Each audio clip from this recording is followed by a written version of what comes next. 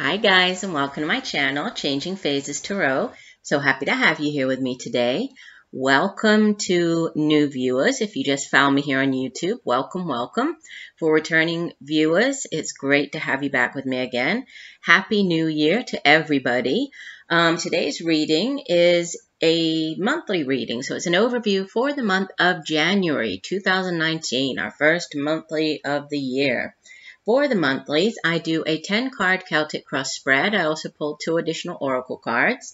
I'll be using the Crystal Visions Tarot deck by Jennifer Galasso for the main spread. If I need to clarify anything, I will use the Zillich Tarot.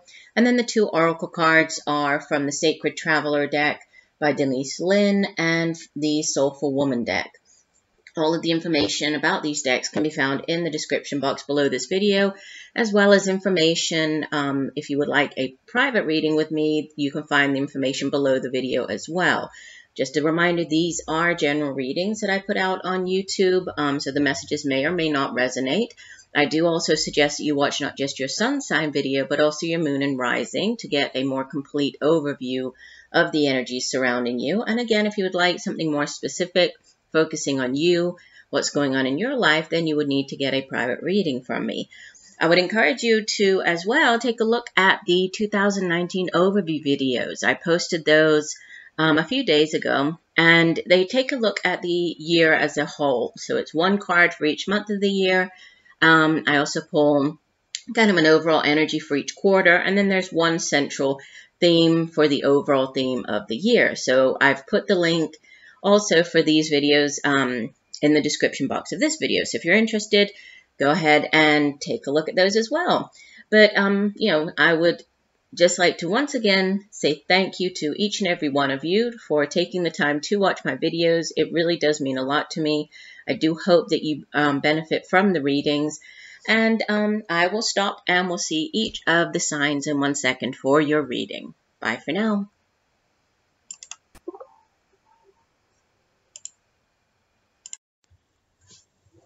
Hi Scorpio, hope you're doing well. I'm here to get into your January reading.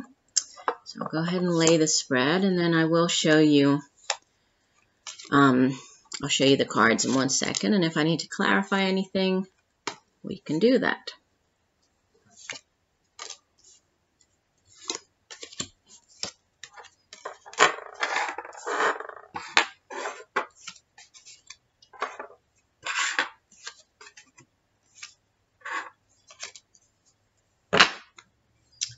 All right. So you have at the bottom of the deck the overall energy for the month, the King of Wands. And beneath it you have an Ace of Pentacles, but let's just leave this King of Wands right there. So for some of you, a fire sign individual could be playing a significant role this month. When we have court cards appear in our spread, let me see here. No, that's the only court card that you have. It can be a person. It can also be, us taking on the energy of that particular card. And it can also just be energy surrounding us, for that month, or whatever time period it is. So here, the King of Wands, this is fire energy. So it could be an older fire sign individual, Leo, Aries, Sagittarius. Could be a father figure. It could be your father. It could be the father of your children. Doesn't necessarily have to be male, could be mother as well, so your mother or mother of your children. But, an older fire sign. And this King of Wands, he's a very dynamic energy, right? The suit of Wands deals with, the day-to-day matters in life. So the work that we do has to do with creative projects and endeavors, business ventures. And then it's our own drive and ambition and determination for getting those things done. The King of Wands, he's a trailblazer. He's great. He has great vision. He's not afraid to, if there's a new business venture, he is the one who will, go off. He'll invest in it. He'll go down, follow whatever that new project is. And so he is a leader. He's sort of a born leader. People tend to look to him, as this, or for guidance. And he's very passionate about what he does. He's very, a very determined individual as well. So that's, it's good energy to have for the whole month. You might have to take a more creative approach to something that you're dealing with this month. You might need to have more inner strength and courage to handle something this month. We'll see how it ties in as we go through the spread. So at the center of your reading, you have the Two of Wands, and it's crossed by Major Arcana number 15, the Devil. So, and the Devil here is what could help or hinder this Two of Wands. So just like I was saying here with the, the Suit of Wands, the Two of Wands, it's oftentimes referred to as the crossroads card, and it's sort of being at a crossroads, needing to make a decision about which way to go. This could be, deciding between two jobs, deciding between two houses, deciding between two locations. Should I move to this new location or stay where I am? And in this deck, it's interesting because you see there's a globe. He's holding like the world here, and so it's kind of like you're deciding. Maybe you're deciding to stay in one country or move to another country, but there's a choice to be made here, and it's a very empowering energy because it's you really in, taking matters into your own hands, making the decision, and then moving forward with it, right? Focusing on one path that you really want to devote your time and energy, right, into pursuing, and then going for it. Now, the Devil is what's helping or hindering. You could be dealing with a Capricorn. The Devil is associated with the sign of Capricorn, so there might be a Capricorn individual here that's in some way influencing or affecting this choice, this new, going down this new path. The Devil can also have to do with like an unhealthy relationship, one of sort of that toxic relationship where you might be in a toxic relationship with a person, and however hard you've tried to kind of get away from them, you always come back. It's that type of, there's an attachment with the Devil card. This could be to a relationship. It could be to a job, like that unhealthy work sort of, or, the job that you do, maybe you stay there because the money's good, but you really just can't stand it because it's a very toxic environment. You don't enjoy working there, but there's this, it's like you feel like you're compelled to stay there because the money's decent. So there's this being bound to materialism at times, right?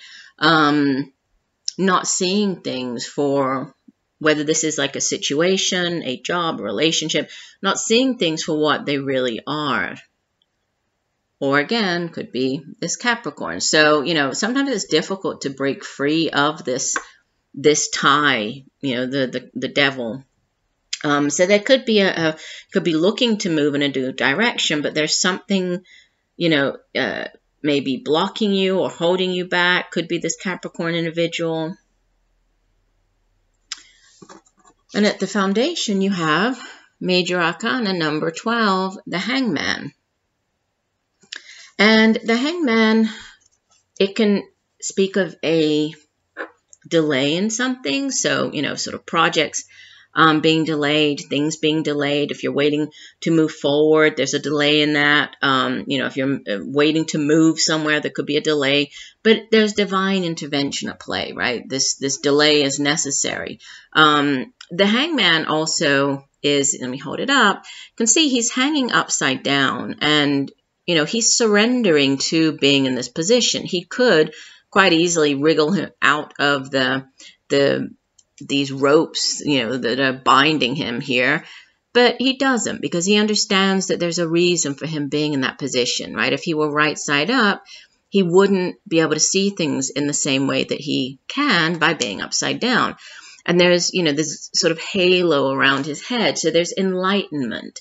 And it's, by sort of letting go of control, by surrendering, right? By giving giving way to being in this, you know, having this new perspective, we're able to maybe change, you know, change our ways of thinking, to grow as well, to gain a new outlook on life. So, you know, there could have been, and it does sit in the deep past. So for many of you, you've already experienced this. So there could have been a, you know, a significant like change in your perspective or way of thinking. It could even have to do with this, you know, crossroads, deciding which way to go. Should I stay here? Should I move? There could have been this, you know, like enlightenment. You might have changed your way of thinking about something. And then in the recent past, we have more major arcana energy with number 8, the Strength card. So again, you might be dealing with, that could be a Capricorn. You could be dealing with, we have the 2, right? That could be weighing up. You could be dealing with a Capricorn individual and possibly a fire sign. Leo, as you know, maybe the more dominant of the fires signs here, because strength is associated with the sign of Leo. This could be any one of the fire signs, but maybe, you know, Leo or Capricorn. But the Strength card asks us to have the inner strength, the inner determination, to face our fears, to, you know, to move forward fearlessly. So, you know, you might have been dealing with a situation in the recent past where you had to have that inner strength. You know, it might have been very difficult for you, whatever the situation was, or decision, where you needed to have this, kind of have this vision to focus on where you actually want to get to, but, you know, to have the inner strength to deal with getting there, you know.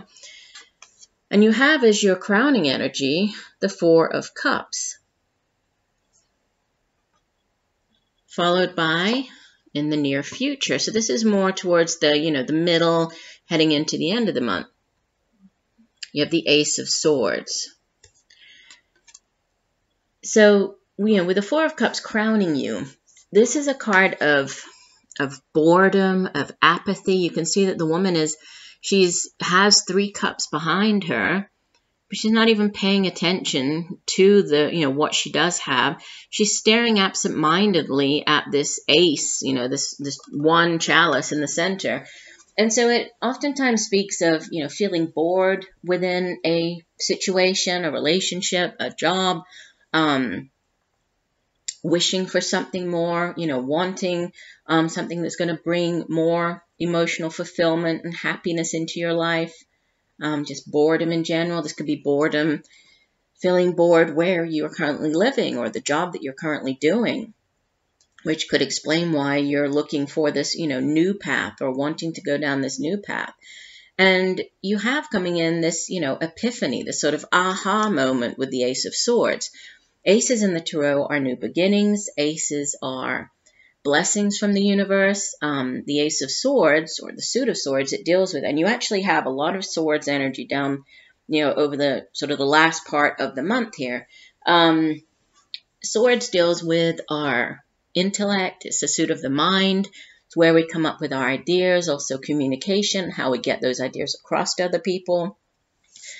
And the Ace of Swords can be, you know, an epiphany, like that aha moment. News coming into you, you know, a message coming in that all of a sudden it makes everything clear. You finally sort of understand, you know, it's like that last piece of the puzzle that you needed, you know, and it's like, oh, okay, now it all makes sense. It can also be a new beginning. This can be a new way of thinking, a new, you know, this completely, just like we have with the Hangman, new way of thinking. We could have this new way of thinking as well with the Ace of Swords. It's also a card of victory, right? So, whatever this new path is that you're trying to, you know, kind of break away from these ties and head in this new direction, there's victory to be had. Now, you appear as the 8 of Swords, but surrounding you in your environment, you have Major Arcana number 7, the Chariot. So, you know, you appear as feeling trapped. you know, you can't see your way out of a situation.